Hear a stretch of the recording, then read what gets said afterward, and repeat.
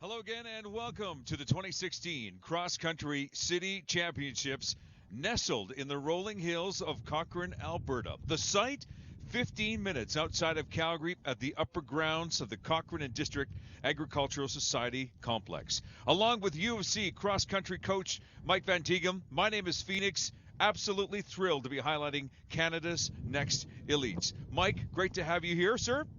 And who says this sport isn't popular? The last I saw, and with all the buses that we've seen, over 1,200 students competing today. Amazing. It is, and you look at the start line, it's filled. These are intermediate girls race, and this sport's got such a wide appeal. I think one of the real cool things about it is people use it as a base of training for other sports, and also the schools do a great job of building a real sense of teamwork out of this. It's everybody who runs scores for their team, so it brings people out, and then you see the parents here. The parking lot's absolutely full. They've used actually the overflow parking lot across the road.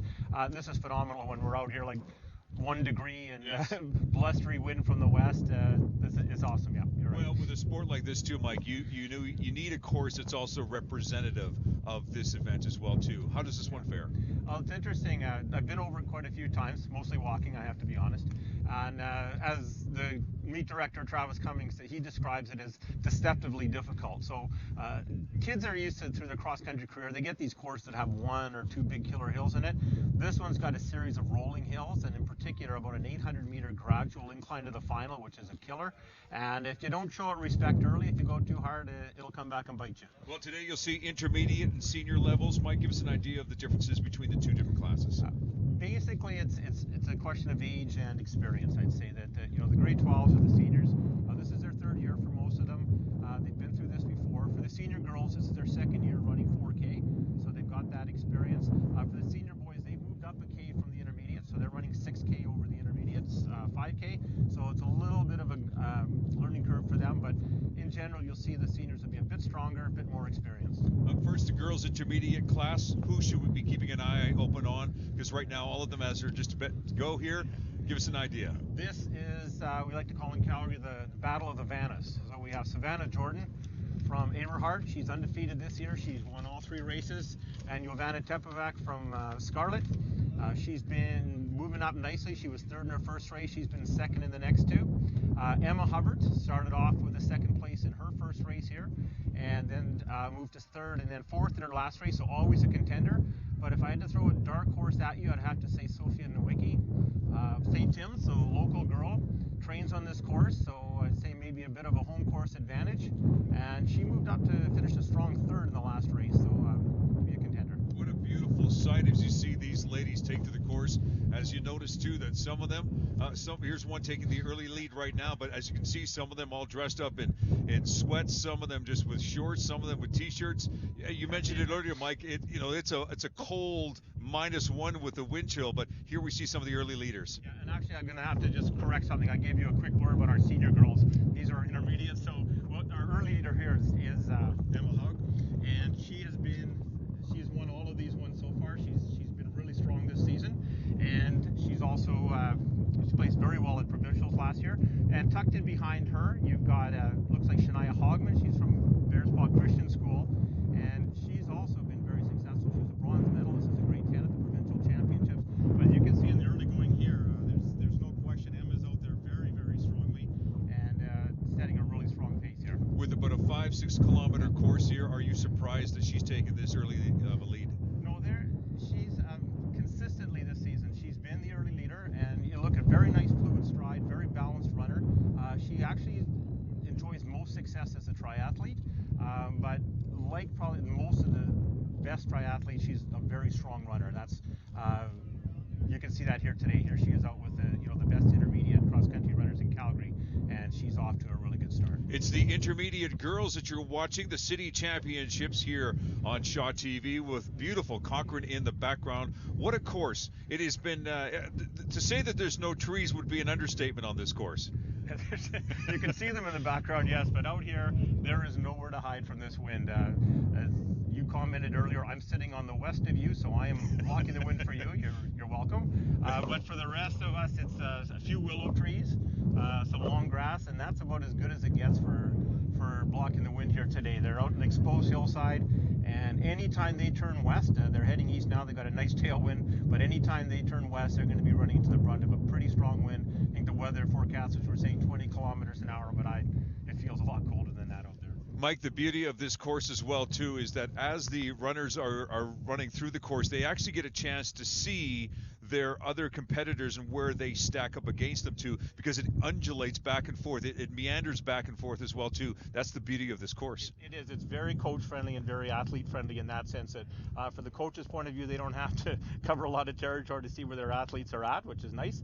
And for the athletes, as you said, they double back on each other several times, so they get a real clear idea of where their competitors are and sort of what they have to do at any point in the race. We'll get back to the leaders in just a few moments, but again, some of these athletes, and it's fantastic to see, there's a leader right now, but it's so fantastic when you see the rest of the pack to see how many city girls are wanting to compete in this event. That for yourself as a coach at UFC, that has to be encouraging. It is, and I can honestly say over the last few years that the number of girls that have gone on from our Calgary high schools onto university competition, whether Calgary or elsewhere, has increased just on an ongoing rate. So that has been really, really good to see. But you can just see as they're going there behind the skyline, Emma Skog is still maintaining the lead there for Aberhart, and she's got Shania Hogman of Bears Paw Christian tucked in behind her in second. And dropping back, it looks like Rebecca John is up there in the top 3 or 4, representing Churchill this year, as well as India McIsaac of Bishop Carroll is up there in the mix. She only ran the first race and was quite competitive. She hasn't run the last few, so not sure if that was by design or not, but she's up there and looks pretty strong now in the top 5. We should also give you the heads up too that the top 18 will advance to the provincials, and just you're wondering about the significance of this course. Correct me if I'm wrong, Mike, but this is also going to be the site of the provincials, which is being held next week. Is that correct? So 10 days from now, we'll be hosting the provincial championships here. So it's a good nice run through for the meet organizers to see how everything shakes out, but also for the athletes, it's great for them to get a look at the course. A lot of times for provincials, they jump on a bus and they'll travel to the northeast or northwest corner of the province, and they'll see the course the afternoon before and away they go. Whereas here, some of these kids ran cities on it last year, and again, they get a chance to compete on it this year. So it's really good for them to have that as a bit of a home course advantage going into provincial championships. It bears worth repeating that the weather is definitely a little chilly on the chilly side, but let's be honest here.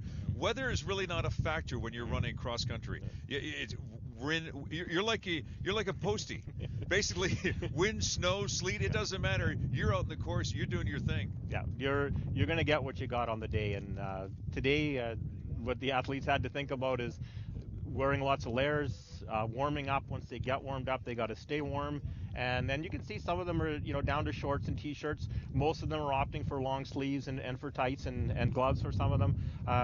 But yeah, so here we go coming, and you see our leader. Well, saw her just dipping out of sight here. So this is Aberhart's Emma Skog. She's continuing to maintain that lead. She set the pace right from the get-go.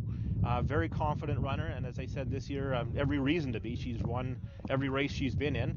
She had an outstanding summer as a triathlete. So you see there, like you said, she took a little quick look to her right. Yep. Didn't have to change her stride. Didn't have to, inconvenience herself in any way. She could see right away where people are. And like I said, very nice runner, very fluid, good arm carriage, and very confident here today. I was about to ask you how does her stride look, but she's been consistent from the moment we saw her off the get-go. And look at her, she's maintaining her stride. And this course is an interesting one. And number one, we talked about the fact you can be able to see all of your other competitors. But as you and I have actually walked this course, there's a few little dips. Let's be honest here. It's not like running on pavement. There's some surprises along the way you've got to be aware of. Yeah, it's rolling in general, but there's little pockets throughout. This is it's used for equestrian events, so it's not paved by any means, and it's quite uneven footing. So it's not a park. It's good footing for cross country. It's a bit on the rugged side, but yeah, they got to pay attention to what's going down and what's happening under their feet, and make sure that they don't roll an ankle or run into any trouble along those lines. And if you're watching right now and comparing this to, let's say, a 5K that you might run, a fun run type of deal, where there might be little water stations along the way, there's nothing here. It's pretty much you just got to just give her and get ready to go. And for 4K of racing, and with today's weather, water's not an issue there. They wouldn't even be thinking of that. They might be happy to get a drink when they're done, but in the race itself, they're fine. I mean, they're all going to be out there, the leaders, for maybe 16 minutes or so. So hydration's not going to be an issue. As you can tell, each of the racers here have different jerseys representing the different schools, and this one is no exception with each of these races. And here we go, coming close to the end. Absolutely amazing. Great support here. Yeah, so this is Abe. They are the power in cross country. So those big A flags waving there for Emma Skog. She's setting the pace. And Eberhardt's got a phenomenal program. They're consistently one of the top schools in the province. I believe they finished second last year amongst the large schools, the 4A schools. They do that in a combination of numbers, just sheer volume, but also talent. As you see here, they've got two runners up here in the top 5 of this race, although Emma's got such a lead, we're not really seeing who else is in here with her. She's definitely made this her own race. And coming up on the near the completion of that first 2K loop, she owns this one. And again, taking a quick look back where Absolutely. It's right on the bend. Doesn't have to turn her head too much. Takes a quick check, make sure everything's under control, and then here she comes. So I think this is coming up pretty close to the end of the first loop. There's a bit of an incline into the end of the loop and also into the finish as well. I'm just taking a look at her left shoe. It looks like her shoelaces have come a little undone here. Now, okay. that could, for some, just startle them, but she's handling it all in stride. Yeah, that's not something you really want to cross. No. So here we go. So here we are dropping into second place. We've got India. No, sorry, it's not India McIsaac. This isn't second place. Competitor number 1801 for Bishop Carroll.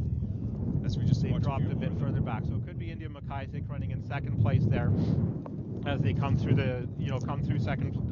through the end of the first lap. There's a few more of the competitors on course so right here's as well too. Shania Hogman. So they dropping back now. We picked up. This is second place.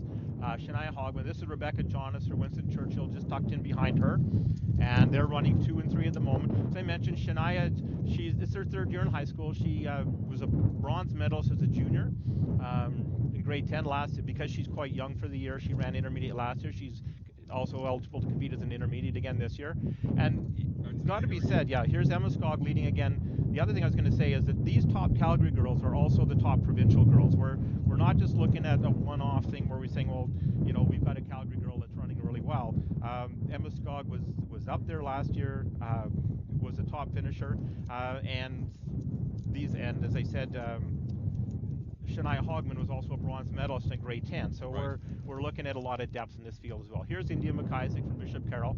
So it looks like she's running in about 4th place, the best we can tell from the camera angles that we've got. She's a biathlete. So actually a national junior team biathlete. So very, very strong aerobic athlete, very powerful runner. And cross country is just a good natural fit for her. Well, that's the thing too. Again, we're trying to draw some parallels between just doing a simple little 5K and doing something like a cross country here as well too.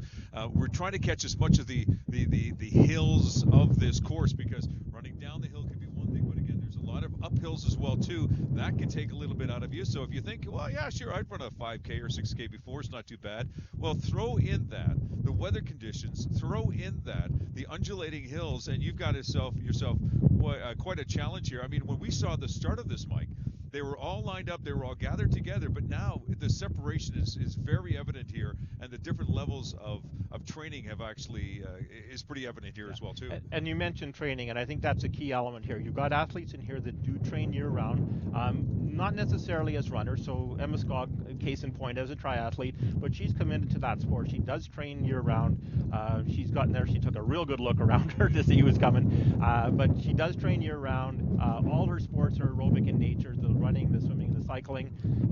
We drop back to the others, and Shania Hogman, a year-round training athlete as a club athlete in Calgary.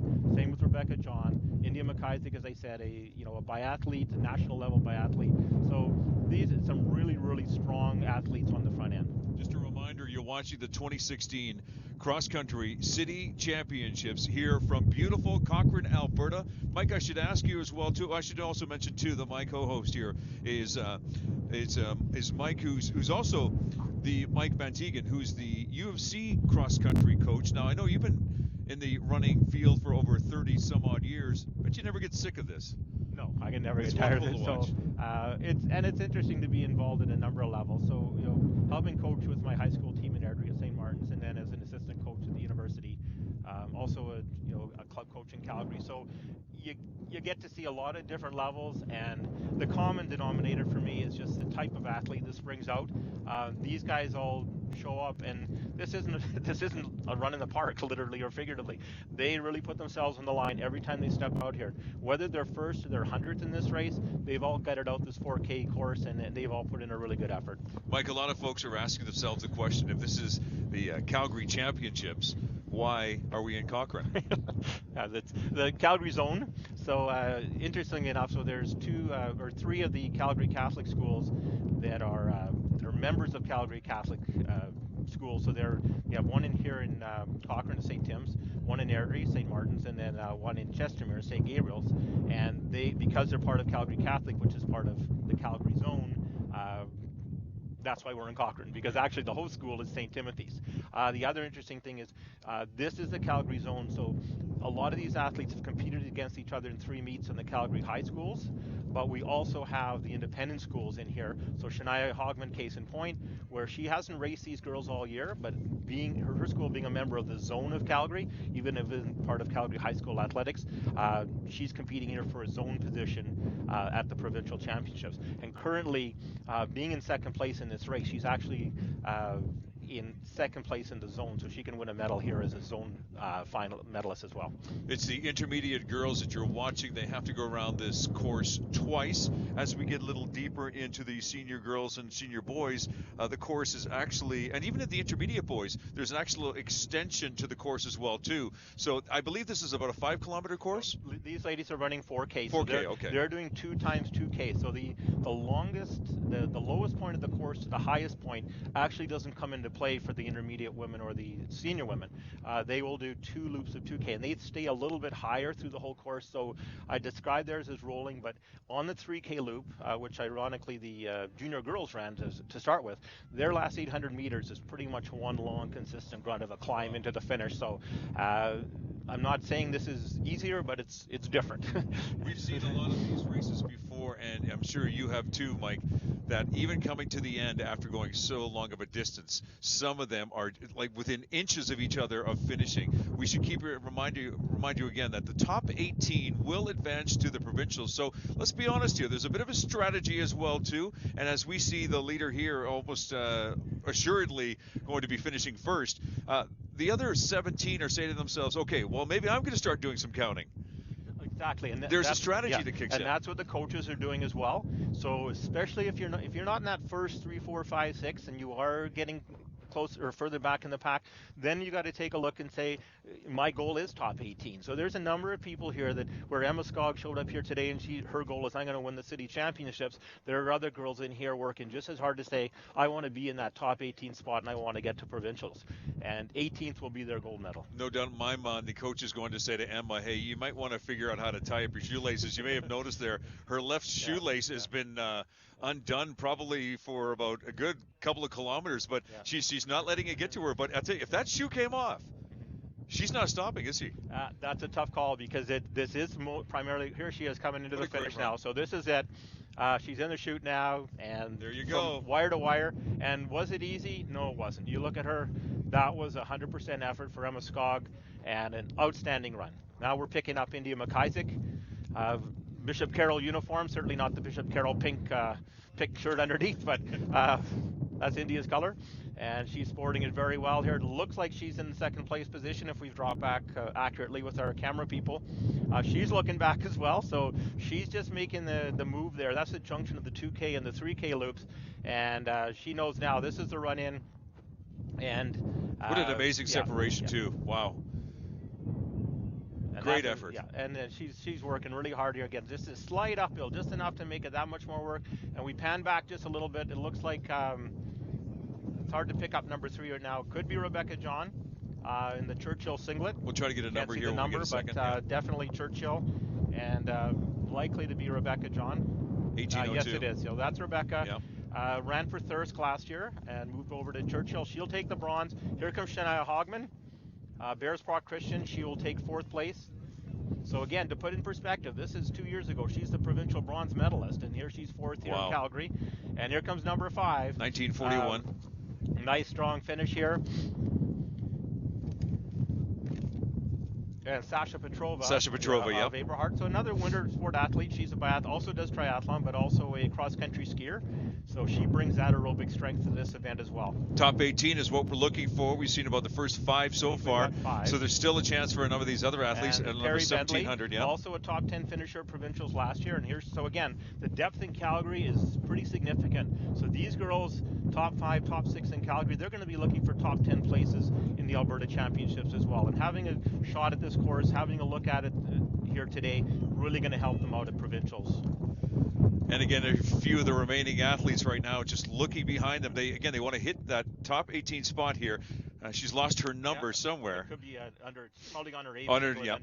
She's going to have to move that because they have a barcode on their numbers, which is what records their finish. So once they finish, they narrow into a chute that they can't pass each other. They'll just walk and maintain their position, and there'll be an official at the end of the chute that literally has a scanner like at Safeways, and they'll scan their number, and that'll go into the result. Another member from Bishop Carroll as well, too. A powerhouse in this race. My goodness. They've got some depth in here as well. There's no question. This could be Laura Chardin. 1801, yeah. Oh, sorry. Not Laura then.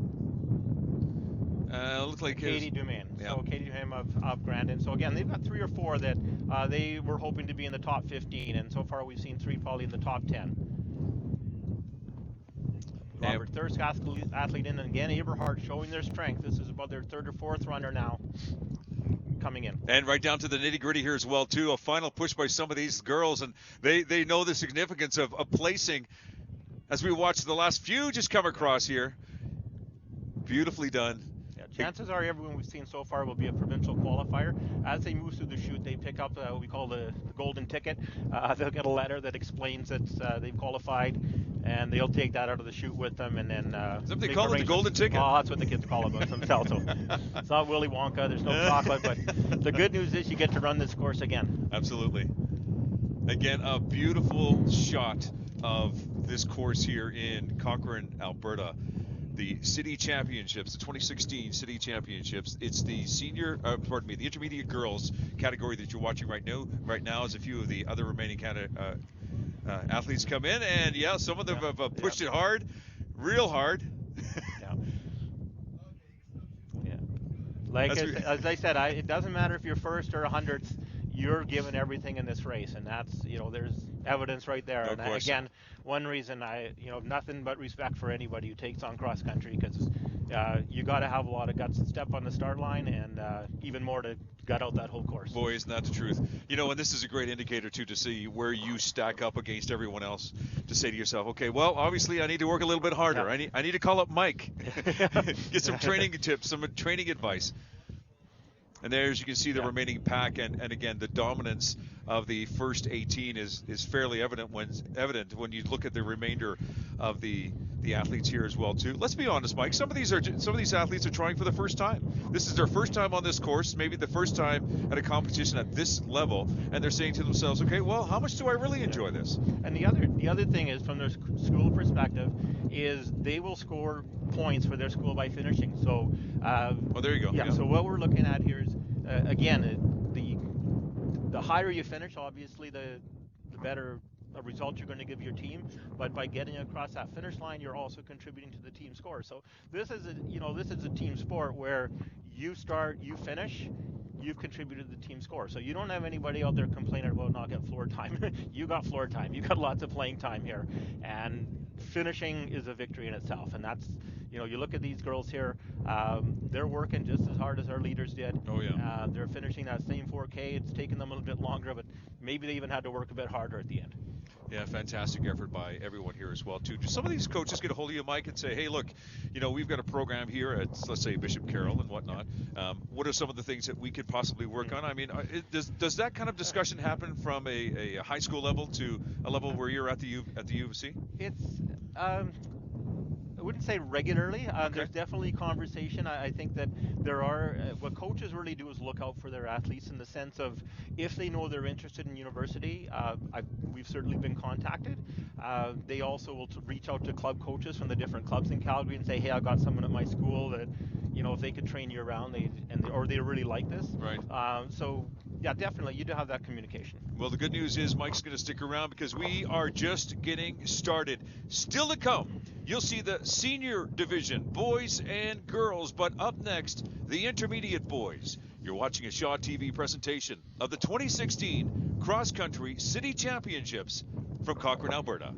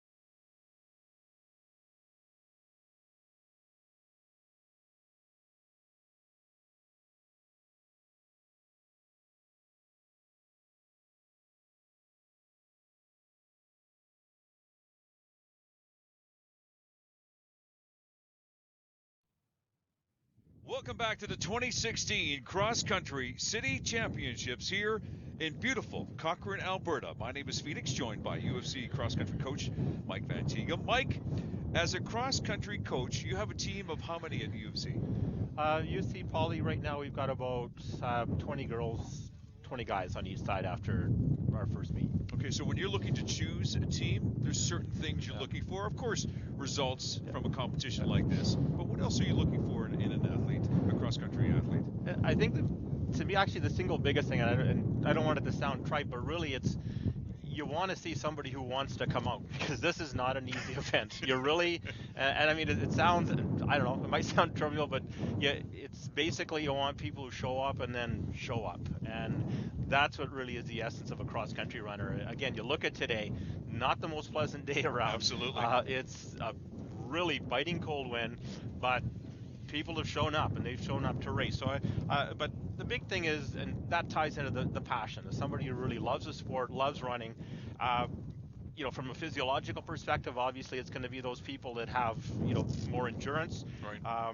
You also want to see like a nice, quick, efficient leg turnover, and a sort of sidebar too is the ability to embrace the pain that this event brings. So it's, as I'm saying that, I'm thinking, you know, it's not really the best way to sell a sport to somebody, but really that's the essence of this. You talk to these kids. Sure. This is something that they've come to accept, and they're not going out there saying, gee, I'm going to do this sport because it hurts. Mm-hmm. But at a point they realize that, you know, with that pain comes so much personal growth, growth as an athlete. That's where the top performances come from, and again, the ability to embrace that, you know, get to a level where this is a pain threshold in a race, but I can run through it. It's part of the event. Oh, great point. Next up, boys intermediate class. As we see them hopping in spot, just trying to keep themselves warm. Who are some of the front runners we should be looking for? Well, we've got some really, really strong athletes in here, and again, similar to the intermediate girls, some of the top ones here are going to be the top ones provincially. So, undefeated so far this season in the Calgary races is Maximus Thiessen.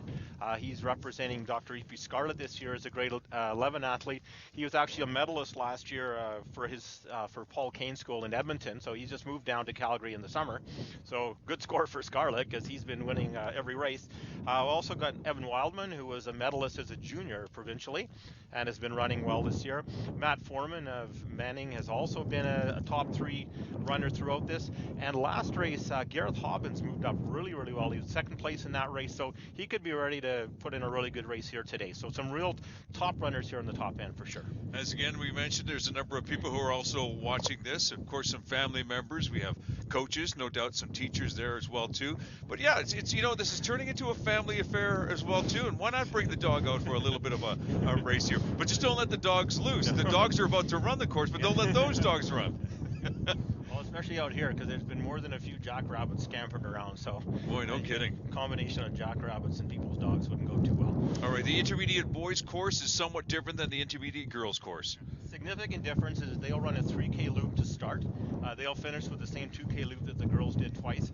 But the key factor in that 3K loop is they drop down to the lowest point of elevation on this course, and then from that corner, it's an 800-meter run into the finish line on that particular loop. So again, it's a grunt of a hill. It's a long one. You'd look at it and say, well, it's not that big, but try running it, and try running at the end of a 5K, and you'd have a different take on it. Give us a feel for the start here for someone who's never seen cross-country racing before. There is a line, if I'm not mistaken, that is painted on the grass, but the athletes are asked to line up somewhere along the line. You explain the start for us. Typically, they're going to be asked to stand a couple of steps behind the line. A day like today, good luck. That's going to be like herding cats. So they're all huddled up to the line. There's not a big advantage going to be gained if you get out a half a step before someone else, because this race is not going to get won on the start line. And so they're marshaled behind the line. It is painted in the grass, and basically first come first serve. You get a first spot in the front of the line, that's yours. If not, you're in second or third row. Exactly. But these guys too, some of them are not going to be in that top 10 or 20 or even 50. They're not pushing for a spot on the front line. They're happy to be in the back, and also they can hide behind their teammates and stay a little bit warmer. We see on our screen there the marshal just to the right of your screen now, just going outside of the screen, who is pretty much just giving them the heads up that, okay guys, we're about to get this race started here. Now there will probably be a little jostling at the beginning. Let's be honest here, we've got over pretty close to 100, if not 200 athletes that are running in this particular race. Correct me if I'm wrong. If someone actually falls, if there's a number of falls at the beginning of the race, the official has the option of stopping the race and restarting? Yeah, it'll be the starter's discretion if he deems it wasn't a safe or a fair start. It is tough in cross country to call him back because it's a wide open area. You've got this wind blowing. They may not hear. But yes, they can, within the first few meters, if at his discretion he feels that it wasn't a fair start or a dangerous start, then he can bring them back and we'll do it all over again. Well, here they are. They're all lined up and ready to go. It's the intermediate boys here from Cochrane, Alberta. This is the city championships here that we're watching as they are just ready to go on the start line. And again, different types of clothing are being worn here. Some in shorts, some in sweats, some in some tank tops. I mean, they're who knows? Just some with toques, for heaven's sakes. But it is, just to give you an idea as you're watching this, Mike and I are experiencing it firsthand. There is a breeze coming in out of the northwest, at least about 20-30 kilometers an hour. It is about maybe 2 degrees with the wind chill. Definitely a cold day for these athletes. I would question your choice of the word breeze, but it's a pretty good wind, I'd say, from where I'm sitting. And again, I mentioned with the intermediate girls race, once these boys turn and head west, which actually they will be starting into the wind, they'll feel it. When they turn around, they're going to think, hey, there is no wind, and that's because they've got the tailwind. They'll be a little more comfortable. All right, here we go. The intermediate boys are set to go. There they go. And again, it's a sea of humanity that actually attacks this course. Thankfully, Mike, it's a wide enough course that no one's going to be really getting in anyone else's way. But the key is here, it is a race. It is not like your typical 5 or 10K run that you might be enjoying in the city. This is a competition. Let's not kid ourselves here. And what a great start for all of these athletes. Yeah, so on the right side of the screen in the Griffins there, you see Matt Foreman. He's perennially up in the top 3 here. In the middle, you've got Maximus Thiessen, and he has won every race. In the white of Western with the blonde hair, so always his trademark, Evan Wildman. So right away, our top 3 distinguish themselves in breaking away from that pack and setting the pace. So the Lancers on the back, that's Maximus Thiessen. Again, he was a silver medalist as a junior last year, moved here from Edmonton over the summer. Matt Foreman, also a top 10 finisher, representing Manning, as he's in second place now going into that first downhill. And that's Evan Wildman of Western Canada. He was a medalist as a junior, his first year in high school at the provincial level. And this is his grade 12 year. He's a young grade 12, so competing as an intermediate athlete. And again, right away, we've got those top 3 establishing themselves on the front end and setting the pace here in the intermediate boys race. You know, for the most part, Mike, I was just looking over the list of schools that are involved in this cross-country competition, and let's be honest here, almost virtually every school imaginable is involved here, with a few exceptions. Nelson Mandela, for example, does not have an athlete, or Bearspaw Christian, and also West Island College. For the most part, every other school is being represented here, and what a testament to this sport that has taken on this much appeal at all these different levels of high schools here in the city of Calgary. Again, what a great representation. Yeah, it's true. It's a real testament to the high school coaches in the city. This sport has grown by leaps and bounds over the last 10 years. We've run into problems that we'd love to have, and that is we've been pressed to find venues where we can handle this many kids. So I was coaching here back in the late 80s. I was at Bishop Grandin as a coach, and we didn't have a problem like this. We could race pretty well anywhere.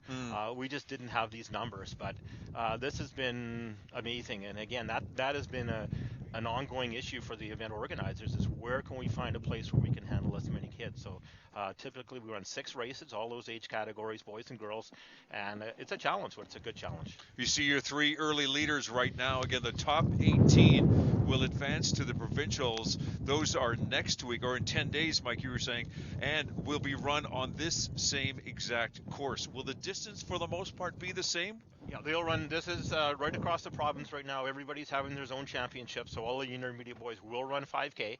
So here we are again, front end. Maximus Thiessen of the Lancers, Dr. E.P. Scarlett, Matt Foreman in the blue of Manning running in second, and then Evan Wildman of Western Canada running in third. So these guys have all been top finishers at the provincial level. Last year, in fact, Maximus was I believe, the silver medalist at the provincial championships as a junior, and has a lot to prove this year. Yeah, and Matt Foreman was right behind him in 4th place. Evan Wildman was 6th. So last year's top 6 athletes in the province.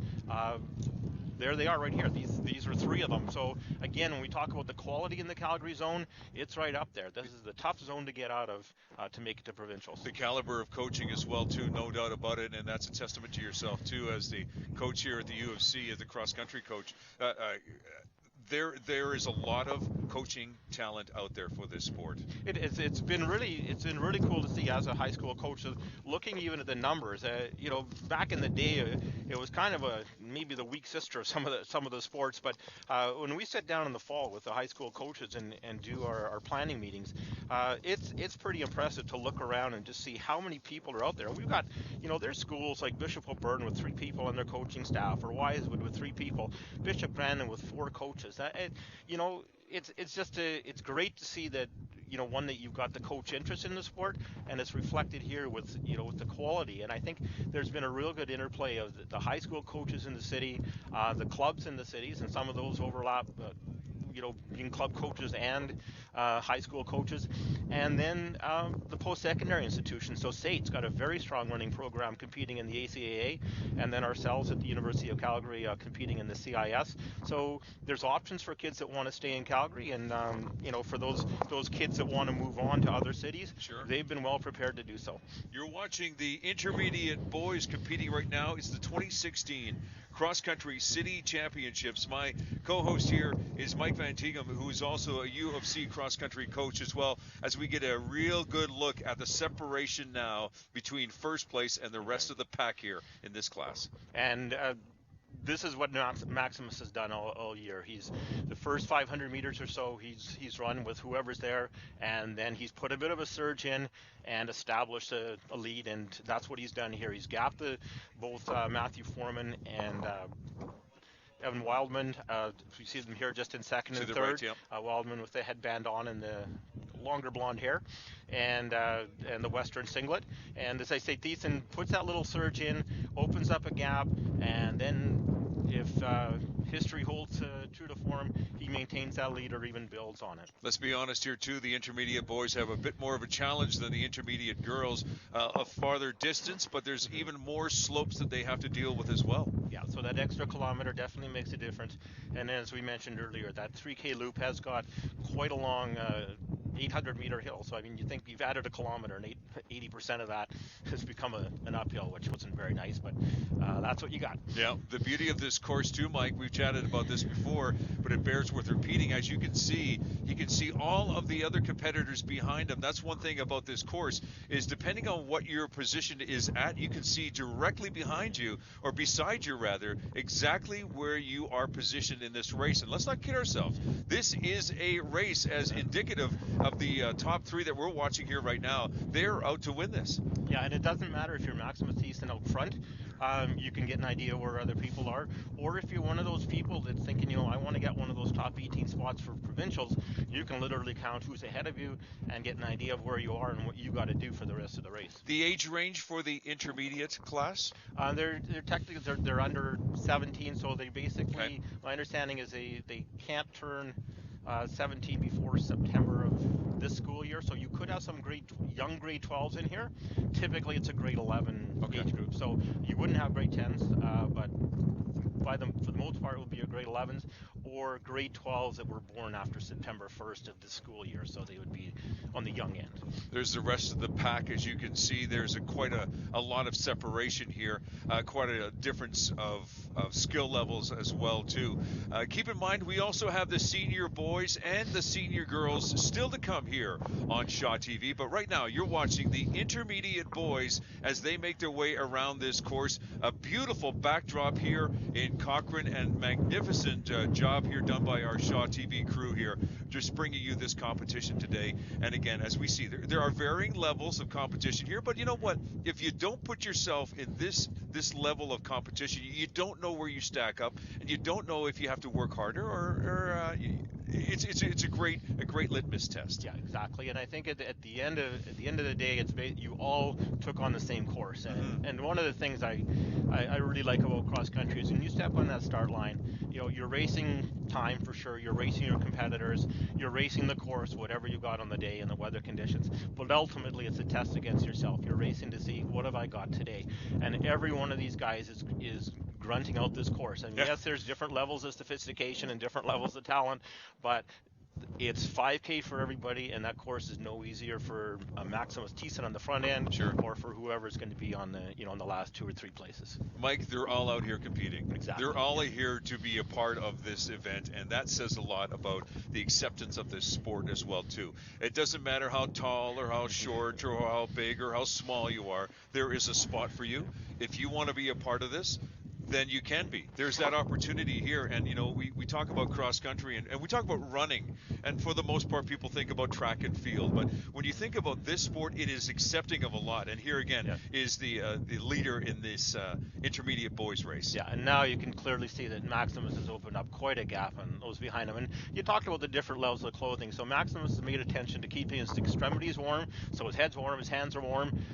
He warmed up enough so that, running with arms and legs exposed for 18 or 19 minutes or whatever his length of time is going to be, probably more like 16 or 17 minutes, is not going to be an issue for him. So as long as that core temperature's warmed up, he's going to be fine. So here's Matt Foreman. He's going with long sleeves, but even there you can see he's got his hands tucked up in the sleeves there to keep him a bit warmer. They're heading into the wind here, so they're heading west, and they're feeling that breeze, as you called it, but it's a brisk breeze then. Absolutely. Here's a few more of the competitors. Number 1874, followed closely by 1812. You get the idea as you see these kids. And you're 1874. He said again a home course advantage. Josh Novak from St. Tim, so he's trained on this course. He knows what he's up against. Running well up there in the top 10 of this race. Here's the thing too. If you're watching this right now and saying, you know what, I'd like to be a part of this, no doubt that your school probably has a program like this. If not, it doesn't take much to get a program like this brought into your school. The idea is, if there's an interest and you like to run and you want to be challenged a little bit, there's plenty of opportunity. Well, we were talking, here we are, second and third now. Matt Foreman again, representing the Griffins of Ernest Manning, and then just in behind him we're going to pick up Evan Wildman of Western. So they've been 1, 2, 3. So they've completed the first 2K loop. They're going into that sharp little downhill just after the start. So they've got a little less than 3K to go, but now they're going into that big 3K loop where they're going to have to come up from that back end. Yeah, you get it. Yeah, sir. So just saying, we're just dropping back further back in the field. These guys are all running pretty strongly. They're up there.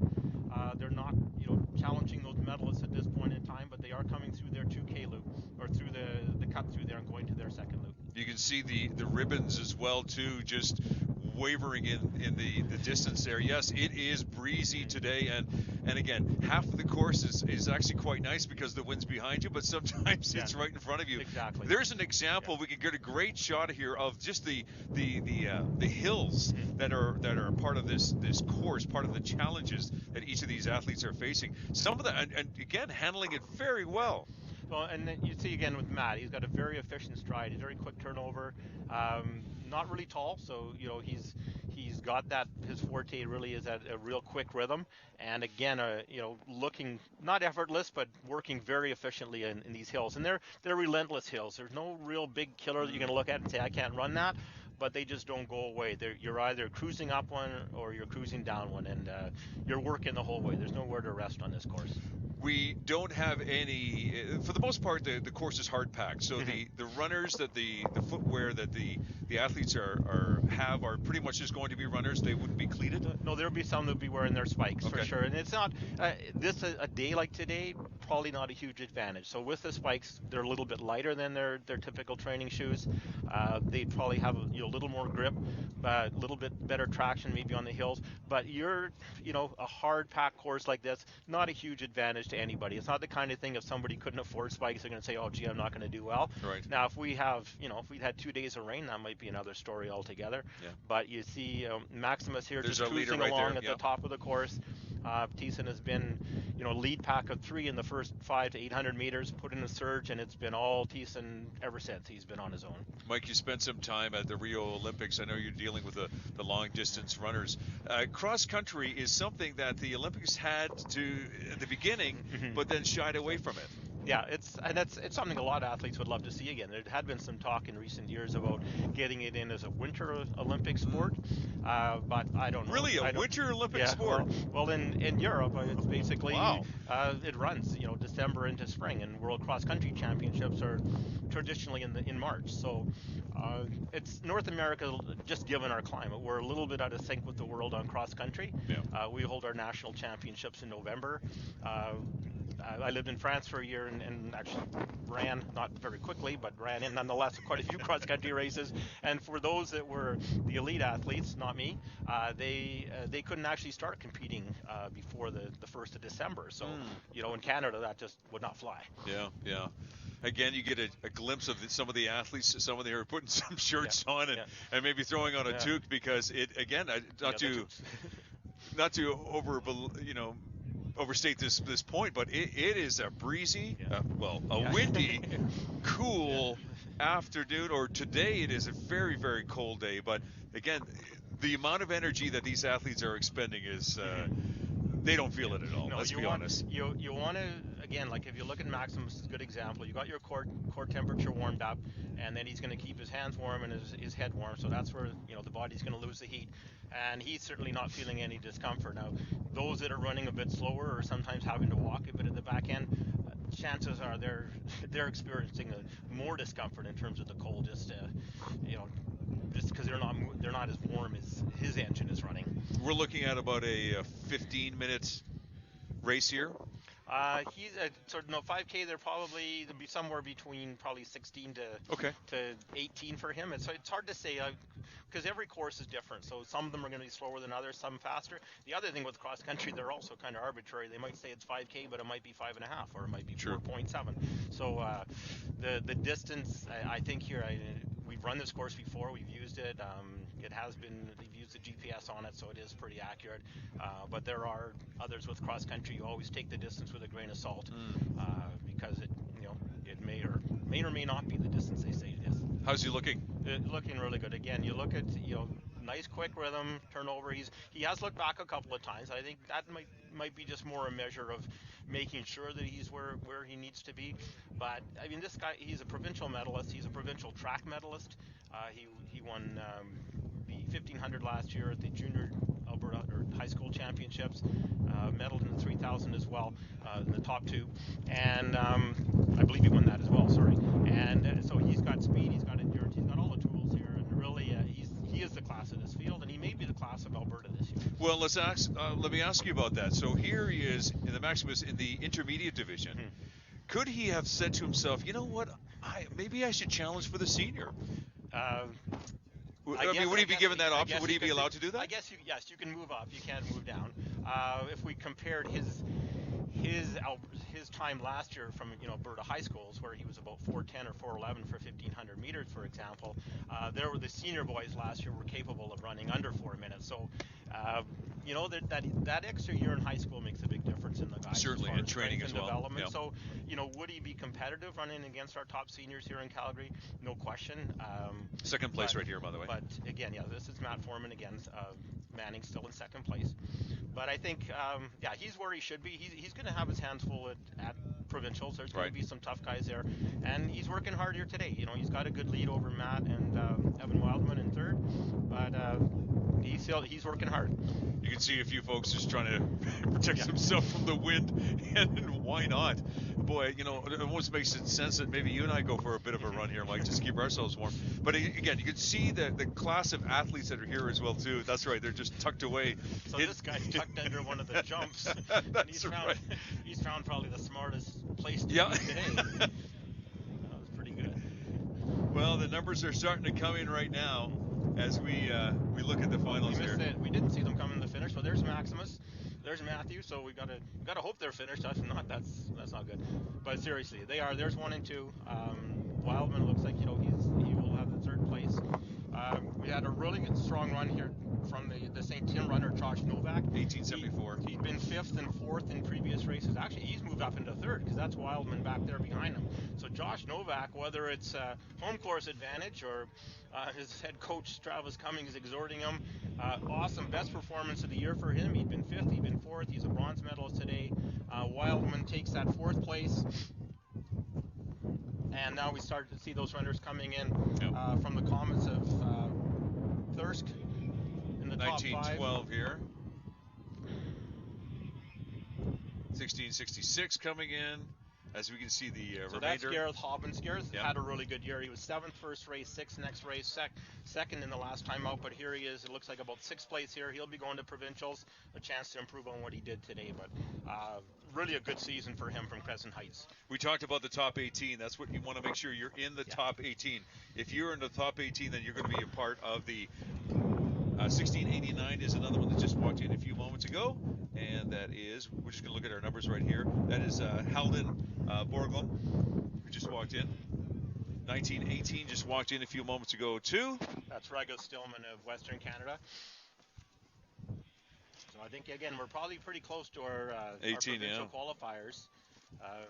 It's hard to say we haven't seen everybody come through the line, but we see the runners here. Fernando Garcia just came in a few moments ago. Okay, so the Grandin runner just going through the finish chute. So once they get clear of the finish line here, place is determined, and they just move into this one-person wide chute right here, and they'll maintain their positions, and the officials will scan their barcodes at the end of the chute and get their official position, and we'll have a result. And again, there is a remainder of the class. This is the intermediate boys class that is coming across right now. And again, for the most part, a lot of these athletes are just, where I'm in it, they're going to test myself, and now I know where I place. And, well, look, this guy who's wearing my shirt. Excellent, I like that. It's got your name on it. That's right. I love that. But again, the great support here from the schools and from the parents and everyone else is absolutely fantastic. You see these two kids right here trying to squeeze in the final 2 spots here. It looks like a tie for 2050 and 1629. A lot to be happy about today. And again, not the least of which is being finished on this course. So yeah, no question about it at all. All right, well, we're getting a good look at all of them as the remainder of the 18 will be coming across here to be a part of the provincial championships.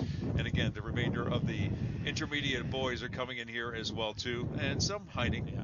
And I got to give that guy full marks. He could be the smartest guy in the course because he found the only place out of the wind. All right, there you go. We've got 2 races complete. We have got 2 more to come, including the senior girls and the senior boys class. You're watching the 2016 Cross Country City Championships from the stunning landscape of Cochrane, Alberta. We're back in a moment.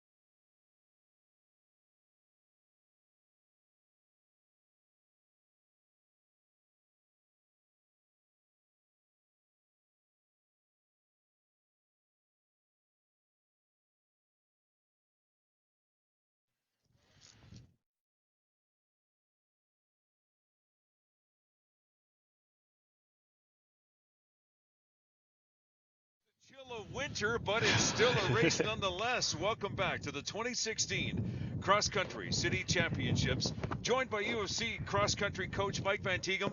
My name is Phoenix. Today's course, 15 minutes west of Calgary, nestled in the heart of the foothills in Cochrane, Alberta. And as you can tell by the participants, they're holding themselves real tight because it is a cold one, Mike. But with any outdoor sport, Mike, weather can be a factor. How are these athletes actually preparing themselves for today? Are they standing outside in the cold all day? I mean, how do you prepare for this? You basically, the key thing is you want to make sure you get warmed up and then you stay warmed up and retain that body heat. So you can see some of these girls strip right down to shorts and singlets. They're nuts.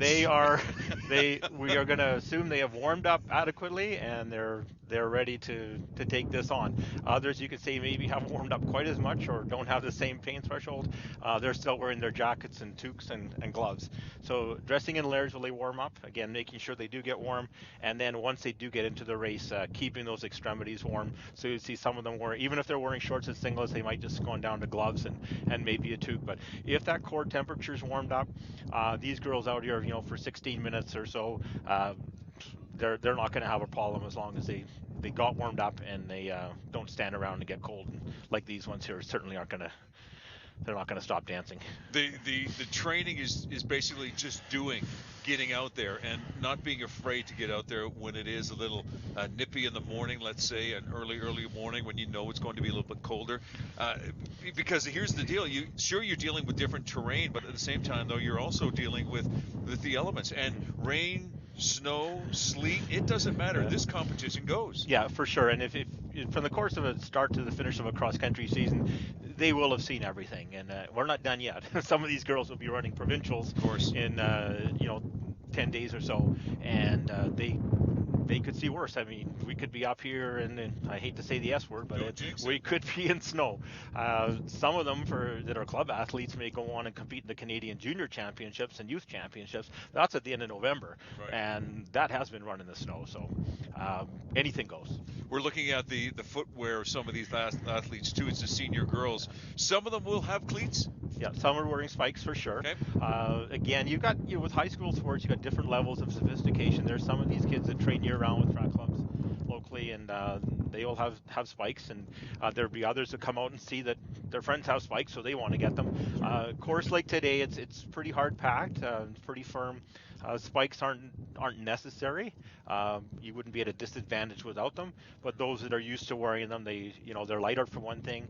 They will get consistent traction. So those are two good things to have. With the city of Cochrane as our backdrop, amazing facility. This same course will also be for the provincials, which is 10 days from now as well too. So these athletes are getting a great test on this course to see just how it feels, how it actually runs, because we have it all marked out by these ribbons, and you'll see them in a few moments. There's these pink ribbons that actually indicate for these runners where they're going, so it gives all of these athletes here a good chance to field this course. And we're just getting ready. Here we go. The senior girls is off and running. Here we go with the City Cross Country Championships and taking early leads. Some of these are no surprise, Mike. No, as the kids like to call it, this is the Battle of the Vannas. So Savannah Jordan from Aberhart taking the lead. And then in the red of the Lancers to her left, this is Jovana Tepovac. So they're 1 and 2 last race. Throughout the year, Savannah has not been defeated. She's won all 3 of her races. Savannah's moved up from 4th to now being 2nd in the last 2 races. Also strongly up there is going to be Emma Hubbard of Aberhart. She was 2nd in the first race and 3rd in the second and then 4th, but she's currently running in 3rd. And just tucking in behind her here could be the dark horse here. And this is Sophia Nowicki of St. Tim's in the white singlet of St. Tim's, now in 4th. She had a really strong race last week, moved up to 3rd. This is her home course. This is where she trains. And as we saw in the last race, the intermediate boys, we had Nowak of St. Tim's move up and take a bronze medal that may have been unexpected for a few people, maybe not to him and his coach, but a real strong race and definitely showed some advantage of knowing this course. Just like the intermediate girls, the senior girls have to run this course twice around. It's a 2-kilometer course, so do the math. 4 kilometers and you've got yourself a finish here. Yeah. The early lead, It just follow the blonde Goldilocks, and that's your rabbit right now. Well, this is Savannah Jordan, and following her is not a bad plan. She's one of the best youth runners in the country, actually, on track and cross country. So No kidding. Very strong athlete. And again, if you look at these girls, we commented earlier, the Calgary zone is not a soft zone to qualify in. And you're looking there, the first three runners there have all been provincial medalists. Sophia Nowicki, currently in fourth, was the fourth place finisher. Even dropping back here, we've got Rebecca John in the orange of Aben there. She's a top 10 finisher at provincials. So again, this is a really strong field. Where they finish here may not be very different from where they finish at the provincial level. If you want to make a statement, now is the time to make a statement. So we'll see how these four front runners shape up. The top 18 are the ones who advance to the provincial championships, which again is about 10 days from now. Again, overlooking the beautiful city of Cochrane here, as we're watching the city championships, 2016 city championships cross country for the senior girls. That's what you're watching right now. Still to come are the senior boys. But again, a commanding lead. This is what you want to do. If you want to make a statement, well, you take an early lead and you hold it, and maybe you just keep building on it. She's doing amazing. Yeah, Savannah's running really well. And just out of the frame, we could just, if we were a little bit more to the right, we see Jovana Tepevac. There she is. She's not going to drop off easily. She's a real competitor. She's going to be there, hang in there as long as she can. Here's a bit of a drop now, back to Emma Hubbard and Sophia Nowicki, finishing in third and fourth. Those four girls were all in the top six at the provincial championships last year. Savannah was a bronze medalist. Jovana was a silver medalist. Sophia Nowicki was fourth. So again, like the class of Alberta, and we're seeing it here at our city championships here in Cochrane. Let's take a look at this course here. Again, we mentioned it earlier about the ribbons that are markers basically, so the runners know exactly where to go. You and I both have been on this course. We walked the course, and it's firm. It's not too soft, which is kind of nice. But let's be honest here. Again, it's nothing like a road race where the surface is pretty much the same all around. This one changes from step to step to step. As a runner, as a racer, your body better be ready for this. I'm thinking about ankles and knees and just the twisting motion as you're making that, you're impacting the ground. Yeah, developing that lower leg strength is really, really important for a cross-country runner. And this terrain, they've done a lot of work on this course. I know that, Travis Cummings, who's one of the meet organizers and teaches at St. Tim's, has worked really closely with the Agriculture Society here and the equestrians. They've cut the course, they've laid mulch on it, they've really supported this cause to host cities because they know they're going to host the provincial championships as well. So they've done a really good job on the course. So as you said, it is uneven. It's cross-country footing, but it's an excellent course, and it's a real fair course and a real true test of their ability. Mike, you're a coach at the U of C, the cross-country coach as well too. That when you see these athletes, these are upcoming athletes, and who knows, maybe in a couple of years they might be knocking on your door and saying, "Hey, Mike, is there room here at the U of C for me?" Well, actually, to be honest with you, I think we'd be knocking on their doors too. You look at, again, the top four. If those four athletes are in the top six in the province, there's going to be a lot of universities who would like them to attend. So definitely, I know that Calgary will approach them and say, we'd love to have you, but I would bet my bottom dollar that there's going to be other schools that are going to be interested in getting them as well.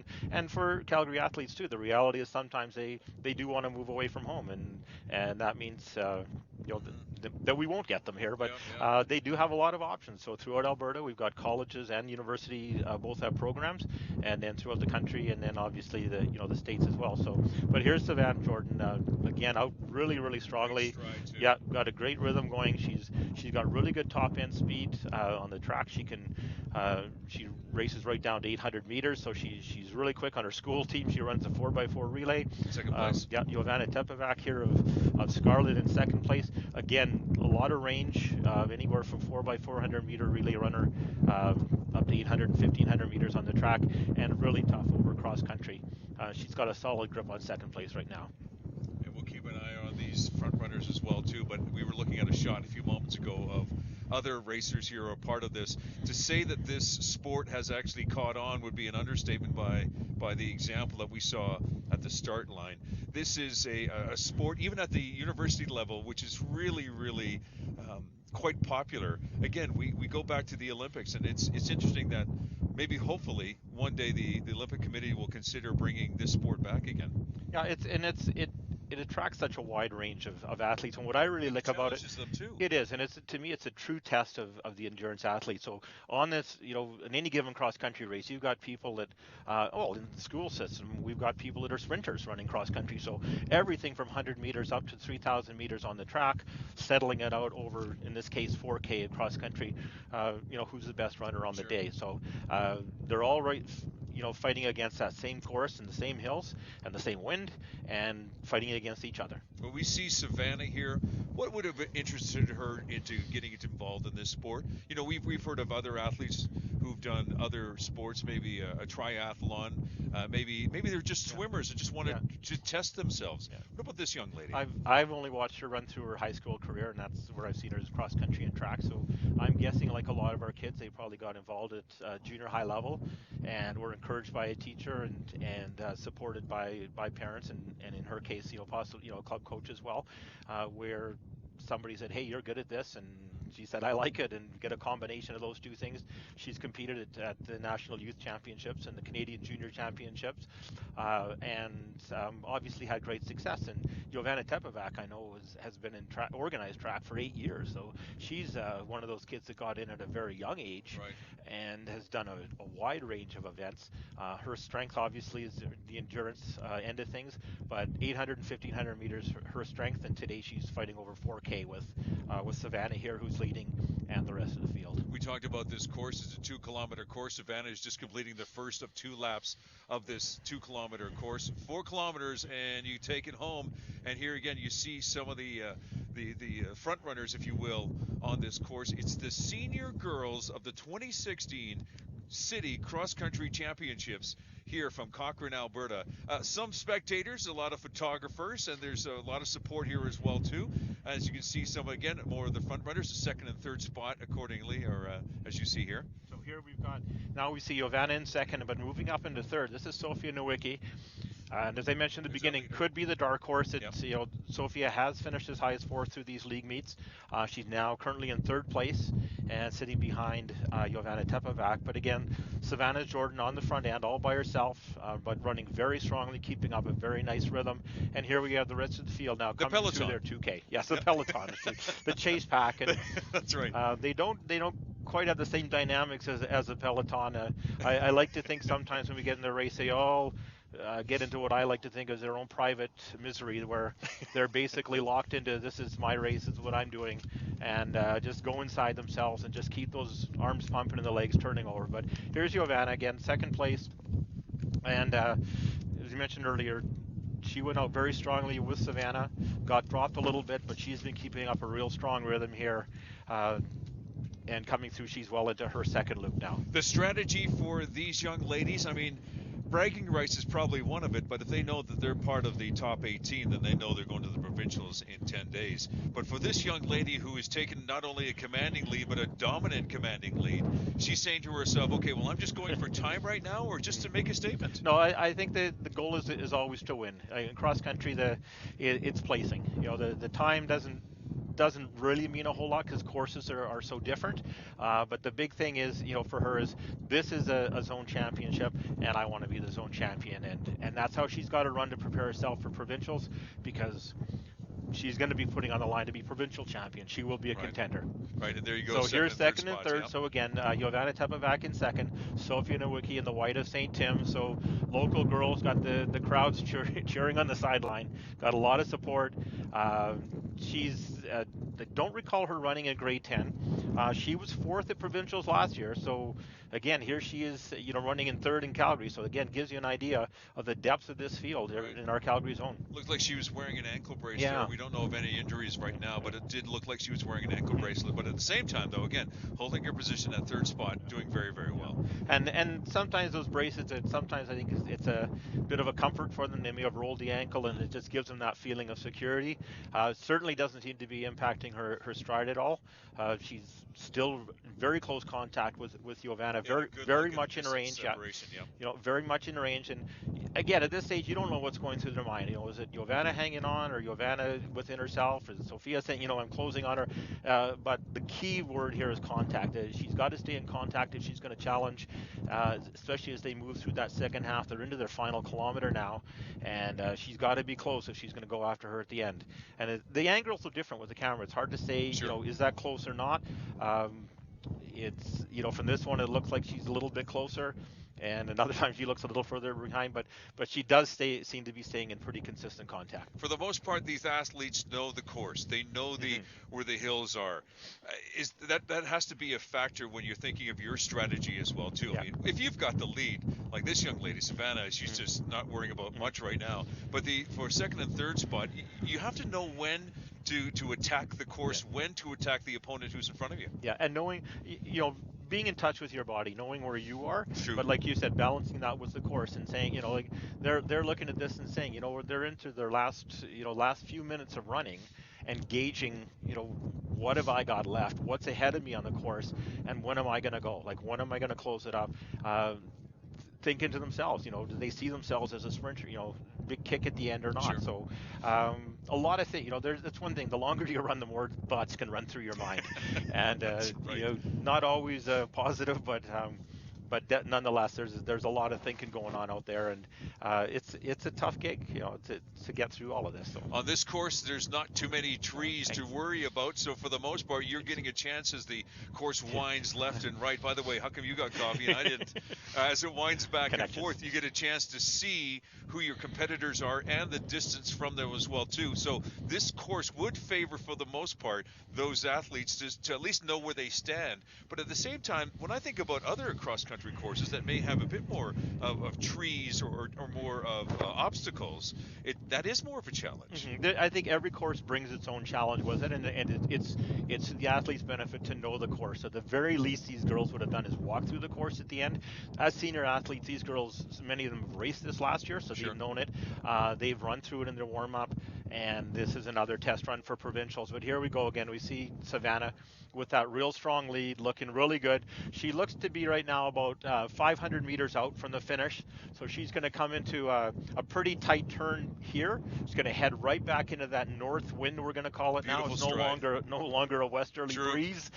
She'll turn into that north wind, and from there she's going to left-hand turn in about 200 meters into the finish. So probably about 400 or 500 meters out now. She's looking really, really good, as you said. Very nice, smooth stride. At this point, no surprise that she's in the lead. Any surprise second and third? No, figured that, as we said at the beginning, the Giovanna and Savannah would be battling it out. This year, Savannah has been the strength in cross country, and she's showing that again today. Giovanna has, in the last two races, has been a strong second to her. Not a big surprise, but maybe a mild change from the early season form is seeing Sophia Lewicki up there, and here she now. There's a bit of a Now challenge. she has made a move, so we didn't know earlier we talked about what the gap was, but now we definitely see that Sophia's got her in range. We're talking about 400 or 500 meters to go. This is where we last saw Savannah. She's right on her heels. Yeah, so they've got a hairpin turn. If anybody knows this course, it's going to be Sophia. She's trained on it. She lives just up the hill. So Sophia's wearing the white jersey. Yeah, she's in the white of St. Tim's. Yep. And as they said, Giovanna, really tough, probably got better top-end speed than Sophia does. But at the end of a cross-country race, that doesn't always mean a lot. Yep. It's going to be a strength factor. But we switch away now, to our lead runner. Yep. I think this one maybe have dropped back a little bit to fourth. I don't think we've got Savannah. Could be. It's hard to tell from this one. We'll get it figured out. We just don't have the light that we had earlier here. Sorry. This is Savannah here. She's making the turn at the junction. There she goes. She's got 200 meters in the run-in, so apologize for that. The coloring looked a little bit different. We'll get to second and third in just a few moments, because that seemed to be the race here. But a definite command over this spot right from the first 30 meters. I mean, she was right off the get-go. Now here we go. We talked about where you got to make your move, and Sophie has made her move.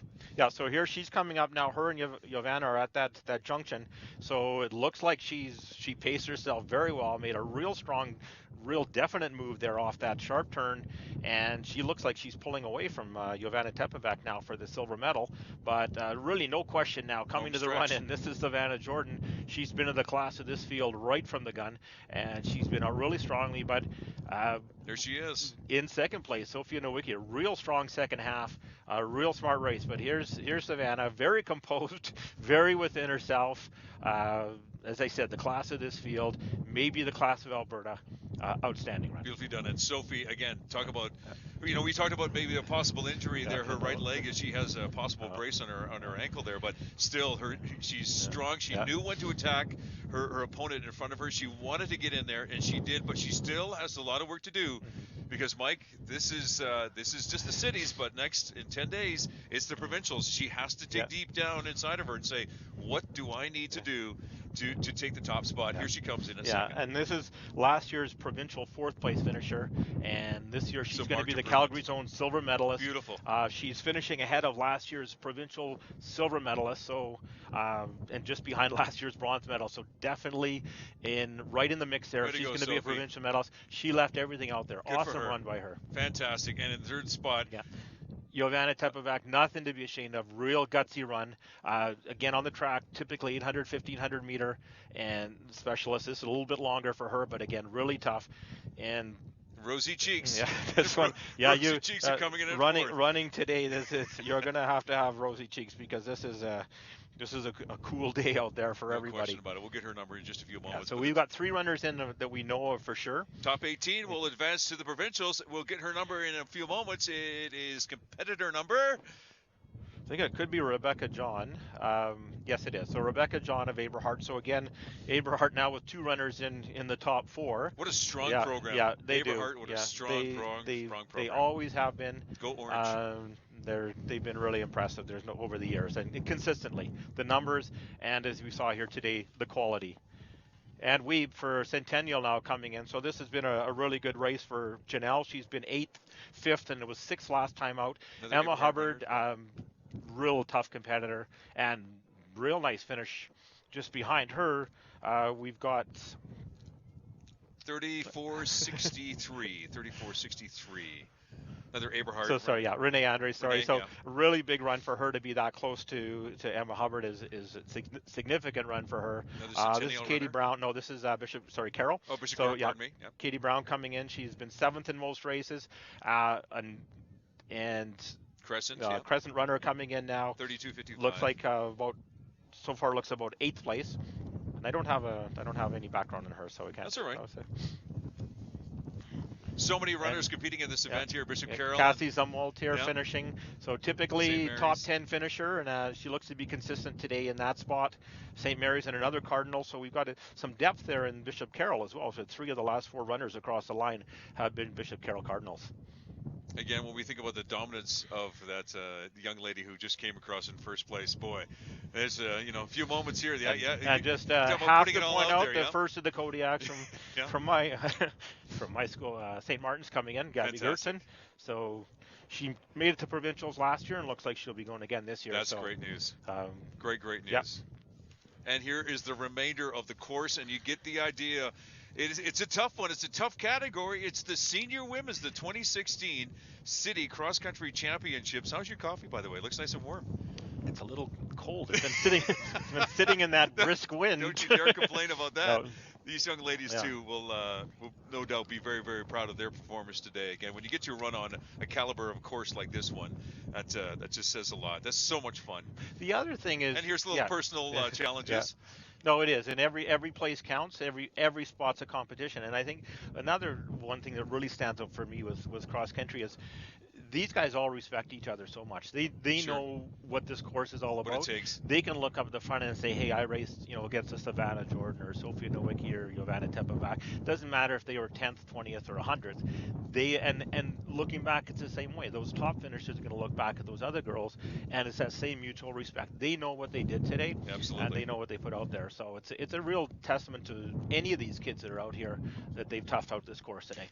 Well, now that the course is primed and ready and a little warmed up, coming up, we set our sights to the best of the best, the senior boys. You're watching Shaw TV's presentation of the 2016 Cross Country City Championships from the foothills of Cochrane, Alberta.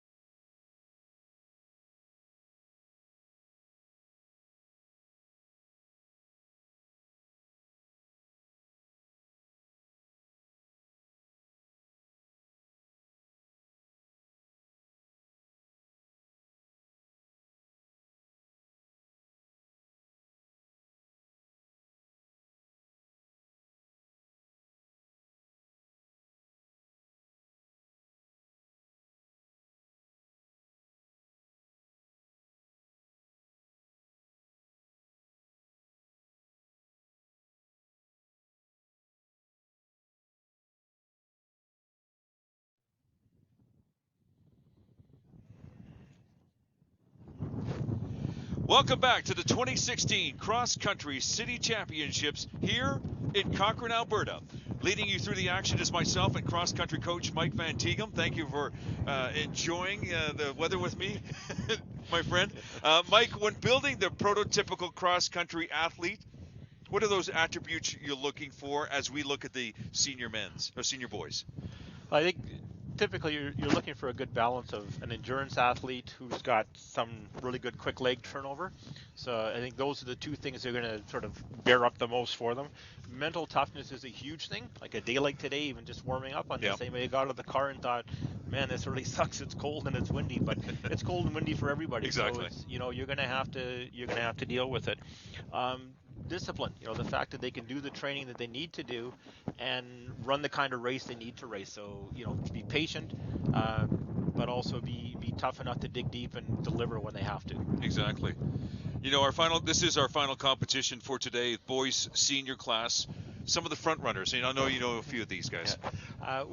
Aaron All definitely from Eberhard definitely stands out as he has not yet lost a race this year here in the Calgary series. Battling for the medals, that's going to be a little bit more interesting to see. We've got Liam Murray, Bishop O'Byrne, who's finished first in the one race that Aaron didn't run. Juan Celis, who's St. Mary's, who's been up there in the top 3 or 4 in every race. Reese James of Bishop Carroll, also been in the top 3 or 4 every race. And then David McNish of Eberhard has also been a solid contender, actually 4th in the last 2 races. So I think for 2nd, 3rd, and 4th, it's going to come down to who wants it the most on the day. Barring a major disaster, I think Aaron All is the guy to beat. We have it looks to be about 100, 150 competitors in this event. I always get a kick out of the start of this race when you see, again, I call it the sea of humanity, but it really is. It's a bunch of dogs running after a bone or something, but it is quite a sight to see. But what fascinates me about watching cross-country racing is the separation that happens literally within the first 200-300 meters. It's essentially once they make that shift into the aerobic system, it's really you start to see who's got it Sure. and who doesn't, and then it's a matter of who can maintain it and who can't, and then who can build on that, and really that's probably the most simple way to say how that race is going to develop. And there they go. You're going to see to the front end. So you got Dave McNish, Aaron All of Eberhard. No big surprise that they're up there, and their goal is to get out there and get a good sight line into the corner and lots of running room, so they're not going to be jostling for position. They want to make sure they're in a position where they're racing against the people they should be racing against. In the early 100, anybody could be up there in that first 100 meters. Sure. But these guys got to get into the spot where they can get their rhythm established and get their race going. The course is wide enough at the start, but as the race is progressing, we notice it also that it narrows slightly, and then right to the end at the finish line, it narrows even more to give it more of a challenge, is what I'm guessing. Well, here at the start, you need just to handle the mass of humanity, as you said, to get started. Once they get going, this course is probably about 4 to 5 meters wide, which is pretty good. That's a lot of room, and then some of it is determined by just what you've got by natural terrain, how wide the course can be. But the finish line is again going to be about 4 meters across, and then after the finish it narrows quite a bit because then they're just in the chute where they want to keep them in order. But this is a great course in terms of running room and space. So these guys, there's no reason that the athletes themselves can't settle this race and not say, I got cut off or the course was, the path was too narrow or anything along those lines. So, we've got the two we expect to see up at the front end with Liam Murray in the blue of Bishop O'Byrne, Aaron All. So they've basically, between the two of them, won all 3 races this year. They know each other. Yeah, they do. They've raced against each other year round. They're both club athletes. Liam has won 3 gold medals at the Alberta Summer Games this summer. And so you've got some deep track depth there and ability, and they've separated themselves from the rest of the field. Then you've got Reese James back there, and 30 is actually his strength. His main sport is cross country skiing, but this is right in his wheelhouse, running a 6K cross country race. Great natural an endurance athlete, and then training that system as well as a cross country skier. So he's strongly in third. Dropping back in the white of St. Mary's, that's Juan Celis. He was up in the top three in the third race of the year, and then in the orange of Eberhard again, Dave McNish also in the top five, and then it looks like you've got another Carroll athlete in behind McNish, Michael Svoboda, running well. Just to interrupt real quickly, Mike, the length of this course, because they have to do this course twice, but the length for the senior boys is the most. That's right. They're 6K, so two 3K loops. And we alluded previously to that long 800-meter hill from the bottom of the course up to the finish line. They get to do that twice. So, so this is a tough one for them. It's a tough slog, it hasn't been easy for anybody, but I think these guys, they get the best of the worst of it, I guess. These two front runners that we're watching right now, they do know each other. They've been competing against each other for quite some time. Do you believe that their strategy will be to just run beside each other until the bitter end? Not to the bitter end. No, I think we're going to get to a point where there's some separation. Where one of them's going to put a surge in and sort of see, who's here. I would think from what we've seen earlier, it could be either one, but I think one of them will put a surge in and see basically who's here today. Like, is he going to answer or not? And if not, maybe just keep on going, or just to keep them honest. But if you look at their track fortes, Aaron All is more 3,000 and a steeplechaser, so a little bit on the longer end. Liam, pretty good right through 800, 1500, 3,000, but set a Summer Games record in the 1500, so a little stronger in the shorter end.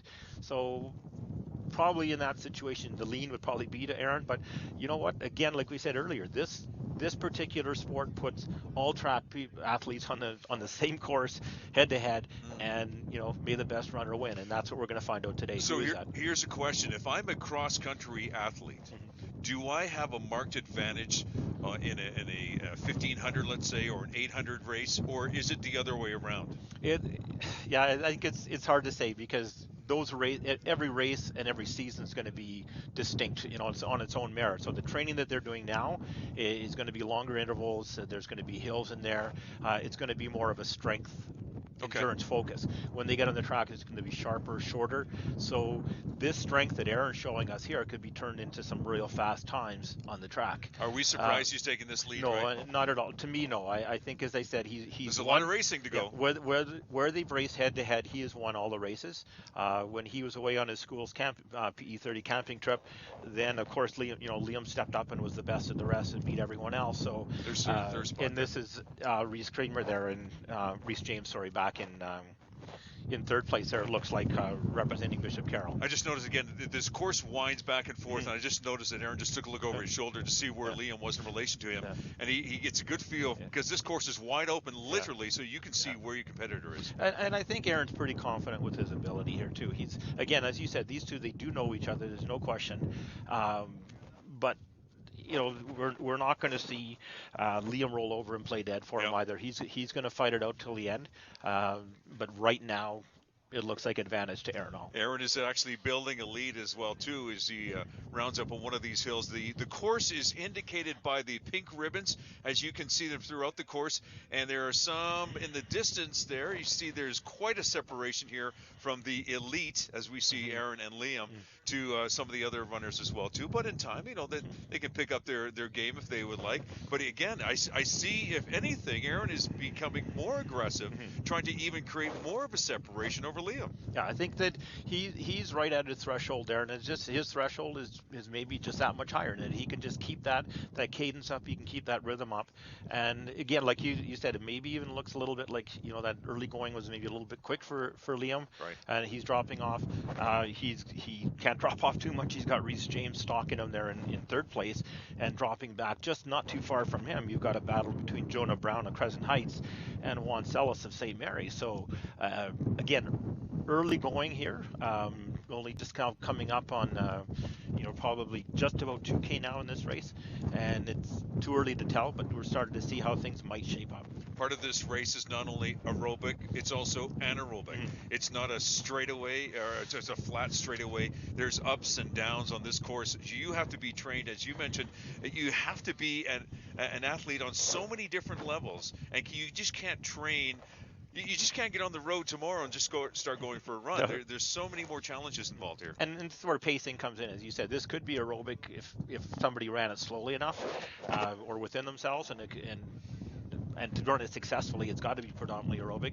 But you're going to hit that anaerobic component with the hills. For those kids that went out way too fast, they're going to get into that anaerobic zone. And the body's, you can't fool it. It's going to tell you, you know, this was too much for me, and there's only two ways I can sort of sort this out. Either you give me some oxygen right away, which isn't going to happen, or I'm going to slow down. And, you know, we can see here, you've got a guy walking, obviously that early pace, too much.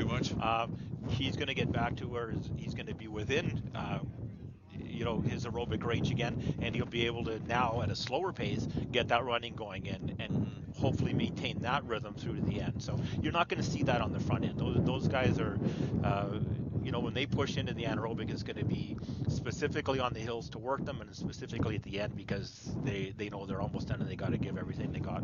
We'll get back to the front runner in just a few moments. In fact, there he is right now. This is Aaron, his last name? Yeah, Aaron All. Aaron All, who is taking a commanding lead here. The conditions here, it's cold. There's no other way of saying it. It's windy, it's cold, but at least it's clear that the senior boys can see the course in front of them. There is no snow. There's nothing too bad, but they're being indicated or directed to where they need to go. This is the extended course, 6 kilometers, I believe you said, Mike. And I think it's the first time we've had a camera shot of this part in these races, so it's kind of neat to see. Again, they're on that long stretch, so it doesn't look like it here too much, but that is a long, gradual uphill. You can see with that truck on the background, right. There is an incline. It's almost 800 meters, so you know you get a good shot back. This is probably a shot back from the finish line, looking back on the loop as they're coming up, completing 3K. So we see Aaron, and we you know, back to those top 5 runners. So he's past the halfway mark now. Right at the halfway mark, coming up on it right now. You're right. This is about 6th place now. We're dropping back here to David McNish. He's in behind Juan Celis and Jonah Brown of Crescent Heights. Any surprises right now? Not really. So here we've got you know, Reese James battling it out with Liam Murray for 2nd and 3rd. And then back in the white, as we said, to St. Mary's, Juan Celis. Jonah Brown, maybe if there's a surprise, it's Jonah up there in the top 5. He's been 6th and 9th in previous races. One thing about him, this guy's a competitor. He's not going to quit. And he's duking it out there with Juan Celis of St. Mary's. Now on a downhill slope here. So this is a turn. This is after they go through the start again, and that first downhill, probably the biggest downhill they have on the course. And now coming up, this is halfway now for David McNish of Aberhart, and panning back to his teammate Aaron All, who's got the lead. Could he have gone a little bit too hard in that first lap, Mike? No, I think looking at what he's doing now, there's no question. It's just he's running within himself. Yeah. You might ask that question, say, you know, of Liam Murray now sure. with Reese James coming up on him. But again, they're going to get back. Their body's going to reset to getting within that aerobic threshold and being able to maintain that. And one thing we know with Reese James, being a competitive cross-country ski racer, he's got a big aerobic engine. So, great leg strength too. And dropping back here 4th and 5th now, we've got Jonah Brown. As I said, he was 6th and 9th in previous races, so he's doing really well there to be up in the top 5 battling with Juan Celis. And you know, Celis was 4th the last time out, so good place for, Celis was 3rd the last race out, so great race for Jonah. Great shot there a few moments ago. You could see the separation between 1st, 2nd, and 3rd. From the beautiful foothills here at Cochrane, we're watching the City Cross Country Championships, the 2016 version. These are the senior boys. We are through the first of 2 laps. The second one is what they're on right now, and as we get a chance to see all of the competitors, you get a real good feel of the top 6. And this is, you know, panning back here to Jonah Brown, just ahead of St. Mary's Juan Celis. Again, they're now we're back on the front end here with Aaron All continuing to set the pace. So we've got him leading over Reese James and Liam Murray. And then dropping back to that previous picture where we had Jonah Brown and Juan Celis fighting it out there for 4th and 5th. We just saw a moment ago, Aaron was just working his shoulder a little bit. Maybe he's a little tight on the shoulder. Maybe he's just a little tightened up on his upper part of the body. But again, he's maintaining a great stride. He knows he's got a significant lead here. What he's got to try to do is just keep his composure, keep his stride, because those 2 gentlemen are nipping at his heels. And again, now Liam is dropping back just a little bit. Yeah, Reese gave a good full shoulder Yeah. turn to see where everybody else was. So, it's they're working really hard, and it's deceptive. You can look on the front end and say, well, look what Aaron's doing, look how strong he looks. But Right. again, as I said earlier, they're all working to their maximum capacity. So wherever they are, they're really giving it, and they're working really hard in there. So It's lonely yeah, up front, isn't it? yeah, it's nice in a lot of ways, but the reality is that you've got a big X on your back, and everybody's gunning for you. Now look at this going up this hill. Jonah Brown is having the race of the year. Boy, no He's kidding. moved up into 4th place, and like I said, best finish earlier or previously this year was 6th. So Look at that, this eh? is huge for him. He's real, as I said, one thing about him, and I've watched him through his high school. He hasn't maybe been the top guy, but he's always been a guy that's given 110%. And he's doing that today. Now he's challenging Liam Murray for Fantastic, 3rd place. And incredible. Liam, as we said, one of Alberta's best youth athletes over the last year. And now he's going by about him to into pass 3rd. him. Look at that. There he goes. Yeah, and Juan Celis also moving up with him. So some changes there, 2nd, 3rd, 4th, and 5th. And as I said at the outset, that barring a disaster, yes, we'd expect to see Aaron All win this thing, but it was going to be a battle to see who got 2nd, 3rd, and we're seeing that here. The senior boys, that's who's on course right now. This site will also be the site in 10 days for the provincial championships, as we get a glimpse of some of the other athletes who are competing in the senior boys category. Again, it's the city championships. Boy, you're working up to this point. It's a day that you go against the best of the best, and there's definite separation. But again, we'll get back to the leader in just a few moments, but you get an idea of just how talented some of these athletes are. This gentleman, number 1 so far, about 3/4 way through the course. What an impressive run for this gentleman. Yeah, he's having an outstanding day, as he's had an outstanding season. There's no question. He's, we thought going in he'd be the class of this field. He is He is a provincial bronze medalist last year as a intermediate athlete. So again, as we've seen previously, top Calgary zone area athletes are also some of the top in the province. Why do you think that is? One is population. We've got lots of people. Again, as we've alluded to earlier, very strong school programs. We've seen the Catholic schools have restarted their junior high track program the last few years. Public schools have always run that. Cross country at the junior high levels, and what we're seeing right here, real strong high school programs. So a lot of competition. Some of the kids that that compete in the zones around us. One of the girls last year was watching our girls senior race, and she was just like, wow, look at how many there are. Yeah. There was 30 in my zone race, and I said, yeah, and top 18 still get to go. Yeah. Here it's 120 on the line, and it's top 18. So it's a depth of competition, and it brings out great performances like we're seeing today, and great performances like we're seeing from someone like Jonah Brown. Like he is running the run of his life. Boy, that's something. That's great to see. And really strong. That we've also seen Reese James in there. He's rallied really well. He looks to be running really strongly in 2nd. Previous races this year, he's been 3rd, 2nd, and 4th, and currently looks to be 2nd in this race. And Liam has dropped off a little bit as well too. I'm wondering if there's something going on with him, or maybe just these other guys are just stepping up.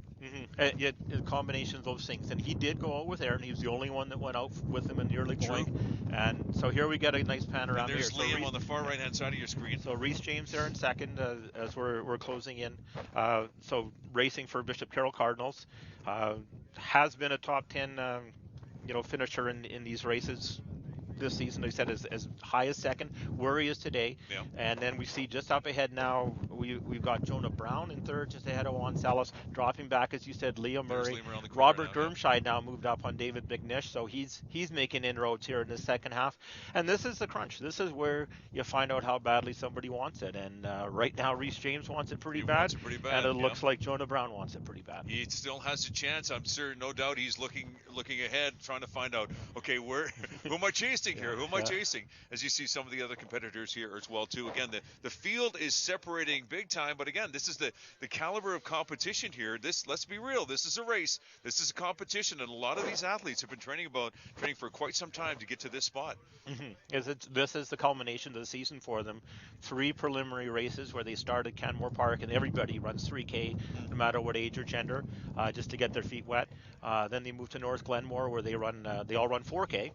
And then last week they all ran their respective distances at Stanley Park, which introduced the first significant hill in the race. And here we are today, city championships, zone championships, over a really tough course. Not ideal weather conditions, but everyone has to run in them. They're all running in the same conditions. So this is we see some of the athletes who are just running up these hills and they're struggling. But again, a testament to our front leaders that just up and down these hills as if it was nothing, like Buddha. Yeah, there's definitely no question that front end that Aaron All has made this look pretty easy, and you can certainly see what the wind's doing with the ribbons. See how they're just blowing into the distance. I mean, there's a lot to go to compete with against. You're supposed to be marking the left side of the course, but they're out in the middle of the lane. So. Anyways, they're not going to slow them down too much, but it does give you an idea of what this wind is like for these guys. Well, it tells me just watching the number of athletes here, Mike, that this competition is alive and well for our front runner right there. Yeah, and here he is. So he's now into the last stretch of that last uphill, coming into towards the finish, I believe, from this angle. He looks like he's probably got about 200 meters to go on the run in. And so there's no question, as I said at the outset, that barring a disaster, there he goes, this is right near the finish line. Because it'd be his race to lose, and he's certainly not going to lose it. A fantastic run for that gentleman. Go Orange. Yeah, Aaron All definitely. Wow. And again, was it an effort? Yes, it was. Wow. I mean, it's not like he was out there saying this is easy for me. It wasn't easy. He gave everything he had, and what he had today is a gold medal. Here's the surprise of the pack. The surprise for you, Mike. Well, it's a big race for Reese James. Again, he's finished. He's kicking it up a notch. He's finished as high as second. Yep. Third, second, and fourth. Look at that. But he's not going to take any chances that anybody's going to catch him. But again, it's going to be interesting who's hung on to that bronze medal position, because we did have quite a battle with three different runners. And here it is. Look at this. Jonah Brown. This is a big run. Wow, what a run for that gentleman. Look at that. Just coming across by maybe 5 seconds. Yeah, and again, like his best previous finish this week was 6th. Wow. And he's identified as one of his team captains. You can certainly see why. St. Mary's being represented. Juan Celis of St. Mary's taking that 4th place. And a surprise for Liam, one of the early leaders, Liam James, maybe went out a bit too hard, but you know what? He didn't quit. He gutted it out. He got beat by some really good runners today. He's got nothing to be ashamed of. Great effort for him. And he'll be part of the provincials, rather. Yeah, Robert Grimscheid here of Scarlet, and then David McNish of Abe. So 3 Abe runners here in the top 6. Again, the depth of their program is just outstanding. And as we see McNish here taking 6th place. Beautifully done. The top 18 will advance to the provincials again 10 days from now. This is the site of the provincial finals. Again, last-ditch efforts by a few of these athletes. At this point, they kind of sort of know that they may be in the top 18. I'm sure their coaches are yelling at them, saying, "You got to go. You got to push." Yeah, these guys know they're 6, they're 7. We've got a gap, and it just shows you how spread out that top end is. If you've got one of the best guys in the province in your race leading it, then you'd expect to see a gap like that from to the rest of the field. But it looked like that could have been Fahmi Ahmed there of James Fowler, who got the next spot in there behind McNish. It was hard to see. We didn't quite see the number. Another strong finish for Lancers runner. Looks like Drew Kenna. And then from Beaverbrook, this is Ahmed Allah. Beautifully done. Yeah. As you can see, the remaining racers coming across here, and they're going to learn from this, Mike. They're going to realize that, if I want to be in the top 5, top 6, I gotta work a little bit harder. Mike Sabota here of Carroll, a rock climber and an orienteer, and yet national level, actually international, and here he is, as a cross country runner representing his school. Manning Griffin's athlete finishing now. As we see the remainder of the senior boys, the 2016 cross-country city championships here from Cochrane, Alberta, under conditions that are challenging, but you know what? If you want the best of the best, you got to be challenged every now and then, and we've been sitting in this wind, but they have as well too. Yeah, we didn't have to run though. So. No, that's it. Although that would have kept us warmer. How's your coffee, by the way? We're not going to get any sympathy. It's almost as cold as I am now. As we see the remaining runners coming across the finish line again, just a reminder that the top 18 will be back on this course 10 days from now, and if you're interested in seeing it, my goodness, come on down here. It's great to see it live in person. Yeah, it's an awesome event. I mean, all of these guys. What an effort. 110%, Yep. wire to wire, and again, first or 120th, they've all taken on the same tough course, and they all deserve full marks for these efforts. As we watch the remainder of these runners, what a day this has been. Over 1,200 athletes powering through the national terrain that Cochrane has to offer. Some mastering the course, while others, well, they're just happy to be competing. An amazing spectacle of talent and stamina, and Mike, some standouts. Oh, I mean, I can't. I'm speechless. There's so which many. just doesn't happen very often. But it's great to see this sport. But we just saw Aaron All, dominating that race. Incredible finish by Jonah Brown in the senior boys race. Savannah Jordan in the senior girls race. Again, much like Aaron, wire to wire. Quality performance there. Looked really, really strong. Just a great day for cross country. Well, for my co-host Mike Vantigo, my name is Phoenix. We hope you enjoyed our coverage of the 2016 Cross Country City Championships from Cochrane, Alberta. Thank you for watching Shaw TV. Till next time.